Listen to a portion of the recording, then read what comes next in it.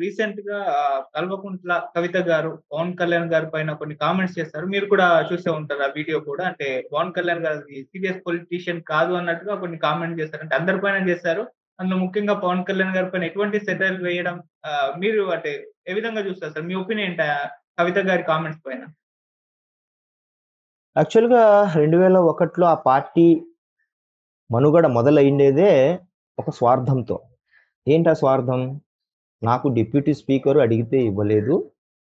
నేను అంతగా టీడీపీ మొదలుపెట్టినప్పటి నుంచి నేనున్నాను అనేది వాళ్ళ నాన్న ఇగో ఫీల్ అయ్యి బయటకొచ్చి పార్టీ పెట్టాడు. తెలంగాణ కోసం కాదు. ఆయన ఒక తెలంగాణ వాదిగా చెప్పుకుంటూ దాదాపు 10 ఏళ్ల పాటు ద్వేషాలు, ఈర్ష్య ద్వేషాలను రెచ్చగొట్టుకుంటూ లేనిది ఉన్నట్టు, ఉన్నది లేనట్టు చాలా రకాలైన సభలు, సమావేశాలు, విద్యార్థులను రెచ్చగొట్టుకుంటూ నడిపిన ప్రయాణం ఆయనది దాదాపు 10 ఏళ్ల పాటు. సో, ఆ 10 ఏళ్ల తర్వాత పీక్ స్థాయికెళ్ళిపోయింది ఆయన యొక్క ఈర్ష్య ద్వేషాలు. ఆంధ్ర కొడుకులు తిట్టుకుంటా. సో, అదంతా అయిపోయింది. ఎనీహౌ మా ఆంధ్రప్రదేశ్ రాష్ట్రానికి సంబంధించినంత వరకు అప్పటి నాయకులు లేకపోతే సరైన పద్ధతుల్లో సాధించలేకపోయారు, మెప్పించలేకపోయారు. కనీసం హైదరాబాద్‌ను ఉమ్మడి రాజధానిగా కూడా తీసుకోలేకపోయారు. సో, ఆ ఎపిసోడ్ అందరికి ఇప్పటికి అనుకున్నా కూడా ఒక తెలియని ఎప్పుడు భావోద్వేగం వస్తుంది. ఆ భావోద్వేగం నుంచి పుట్టిండేదే జనసేన పార్టీ.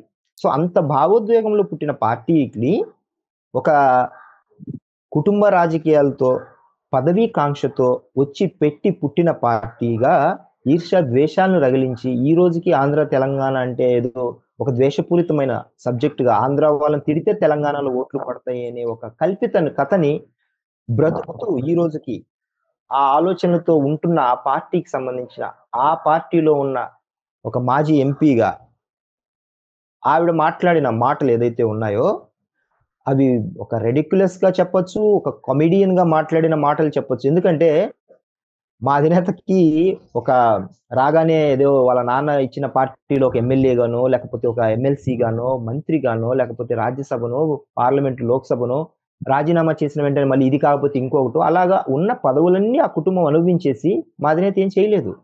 క్షేత్రస్థాయిలో తిరిగారు. ప్రజల మెప్పు పొందారు. 10 ఏళ్ల పాటు పార్టీని ఒంటరిగా ఒక్కడై నడిపించారు. తన కష్టార్జితాన్ని ప్రజలకు పెట్టారు. మీరు ప్రజల దగ్గర నుంచి దోపిడీ చేసిన డబ్బు తీసుకొచ్చి జోబులు నింపుకొని ఎళ్లి లిక్కర్ స్కామ్‌లో కూర్చున్నారు.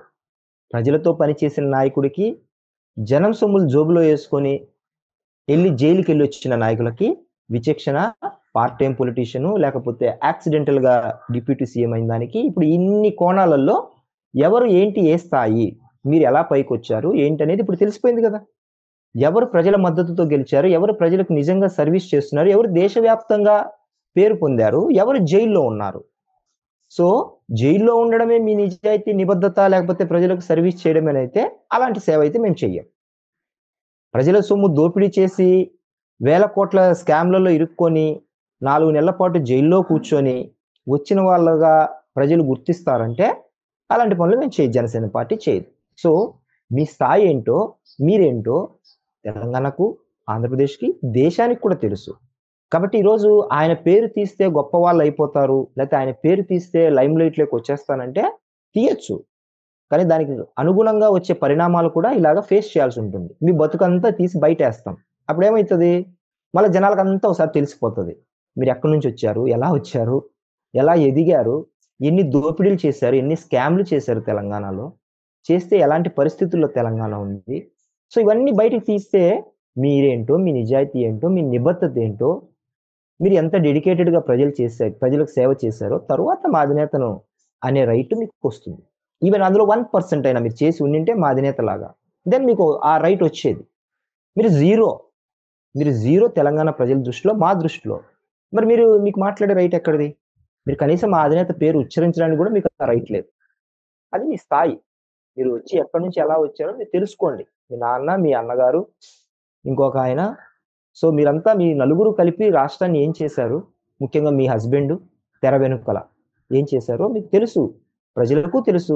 మళ్ళా అవన్నీ చిట్టా తీసి బయటేసుకొని మీ అంతట మీరే అవమాన పాలవ్వడం అవసరమా? కొంచెం ఆలోచించుకొని మాట్లాడాలి. సార్ అంటే ఇది ఒక పొలిటికల్ విమర్శ అని అనుకోవచ్చు. ఎందుకంటే తెలంగాణలో కూడా జనసేన ఉంది. వచ్చే ఎలక్షన్స్ నాటికి కూటమి అంటే బీజేపీ, టీడీపీతో కలిసి వెళ్ళబోతున్నట్టు కొంత వార్తలు వైరల్ అవుతున్నాయి. సో, ఈ నేపథ్యంలో ఇప్పటి నుంచే టార్గెట్ చేస్తున్నారా బీఆర్ఎస్ పార్టీ కూడా? ఎందుకంటే గతంలో కేటీఆర్ గారు కూడా ఏపీ పాలిటిక్స్ పైన ఒక కామెంట్ చేశారు. పవన్ కళ్యాణ్ గారు పోటీ చేయడంతో ఏపీ రాజకీయాల్లో మొత్తం మార్పొచ్చేసింది. అందుకే కూటమి గెలిచింది అన్నట్టుగా ఆయన మాట్లాడారు.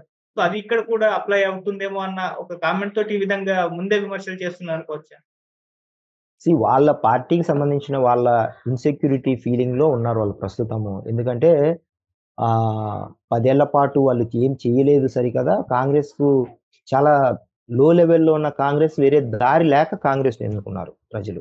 సో, వాళ్ళకు వీళ్ళని ఇంటికి పంపించేద్దామనే ఎన్నుకున్నారు కాంగ్రెస్‌ని. సో, ఆ కోణంలో మాట్లాడాల్సొస్తే మేము ఎన్‌డీఏ కూటమిగా ఉన్నాము, భాగస్వాములుగా ఉన్నాము. తప్పకుండా బీజేపీ రానున్న ఎలక్షన్‌లో కలిసే పోటీ చేస్తాము. ఎందుకంటే అలయన్స్‌గా ఉన్నప్పుడు ఇక్కడ ఎలాంటి వర్తిస్తాయో అక్కడ కూడా వర్తిస్తాయి. సో, దానికి సంబంధించిన సీట్ల సర్దుబాటు కావచ్చు, లేకపోతే మిగతా అంశాలకు సంబంధించినది ఆ ఎలక్షన్‌కి సంబంధించినవి వచ్చినప్పుడు తప్పకుండా అధిష్టానాలు నిర్ణయాలు తీసుకుంటాయి. అయితే వీళ్ళు ప్రతి సందర్భంలో ఇందాక చెప్పినట్టు ఆంధ్ర రాష్ట్ర పేరెత్తినప్పుడు ఆంధ్ర ప్రజలంటూ ఎత్తి వారి యొక్క మనుగడని, పొలిటికల్ మనుగడని పెంచుకోవడం కోసం మాత్రమే ఆంధ్ర వ్యక్తులకు గాని, ఆంధ్ర ప్రాంత నాయకుల పేర్లు గాని తీస్తూ ఉంటారు. సో, వాళ్ళ మనుగడ కోసం వాడుకుంటున్నారు. ఆ విషయం తెలంగాణ ప్రజలకు కూడా అర్థమైంది. వీళ్ళు ప్రతిసారి వీళ్ళ మనుగడ కోసం ఆంధ్ర వాళ్ళను దోషులుగా, దొంగలుగా చిత్రీకరిస్తూ గత 10, 12, 15 ఏళ్లుగా వాళ్ళు బ్రతుకుతున్నారు. సో, ఆ బ్రతికే క్రమంలోనే ఇప్పుడు ప్రతిసారి ఈ పేర్లు తెచ్చి తెలంగాణకు వాళ్ళు చేసిన అన్యాయం, దోపిడీ మరిపింప చేయాలని ట్రై చేస్తూ ఉంటారనమాట.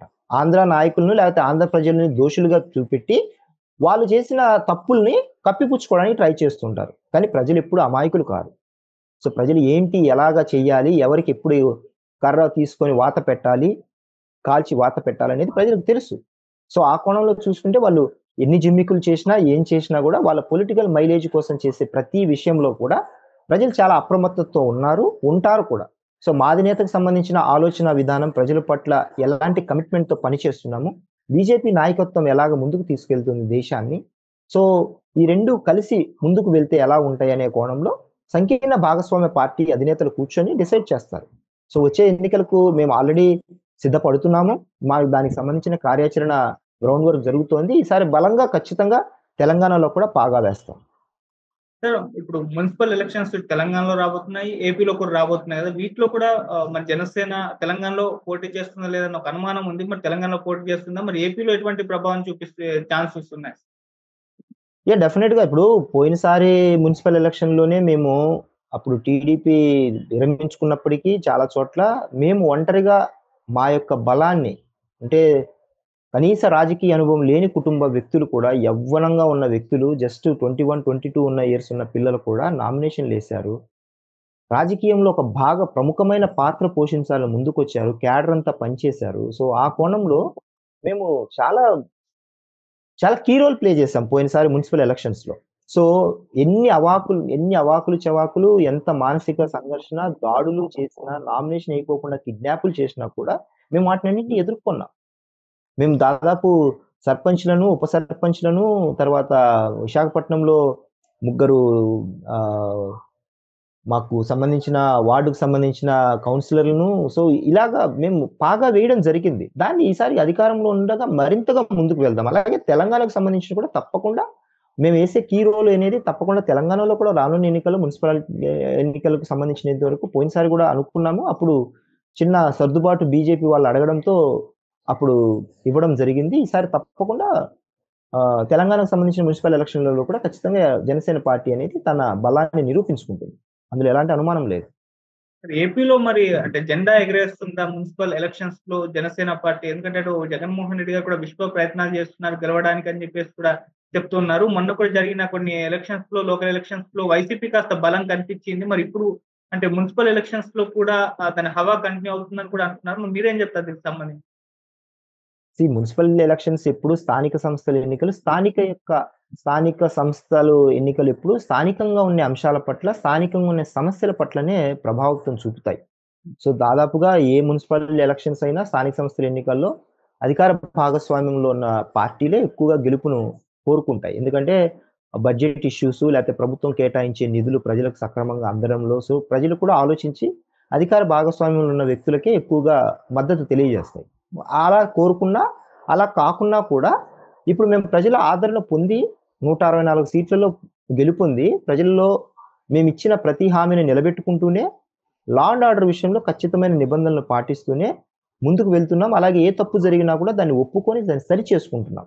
సో మేము ప్రజల దగ్గర మేము ప్రతి అంశాన్ని ఓపెన్గానే ఉంచుతున్నాం. జీవో విషయాలలో, బడ్జెట్ విషయాలలో, పొరపాట్లు జరిగిన విషయాలలో, ఇచ్చే అధికార భాగస్వామ్యంలో ఇచ్చే విలువ విషయంలో, తర్వాత ఎమ్మెల్యేలు